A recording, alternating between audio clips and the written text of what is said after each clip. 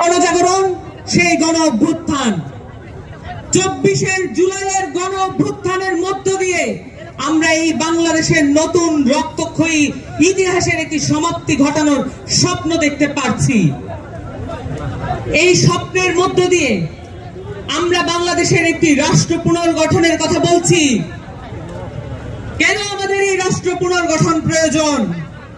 কারণ এই বাংলাদেশে কখনো বাংলাদেশকে অ্যাজ এ স্টেট, একটা রাষ্ট্র হিসেবে স্ট্যাবলিশ করার কোন প্রচেষ্টা গ্রহণ করা হয় নাই। এই প্রচেষ্টা গ্রহণ করার উদ্যোগ আমাদেরকেই নিতে হবে।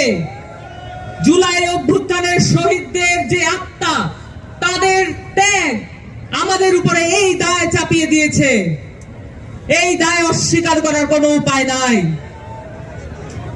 আমরা অভ্যুত্থানের মধ্য দিয়ে একটি রাজনৈতিক দল গঠনের যে চেষ্টা করে যাচ্ছি, যে আকাঙ্ক্ষা ধারণ করে যাচ্ছি, এই আকাঙ্ক্ষার কারণে মূলে আছে এই দেশের মাটির প্রতি আমাদের ওয়াদা, এই দেশের মানুষের প্রতি আমাদের ওয়াদা।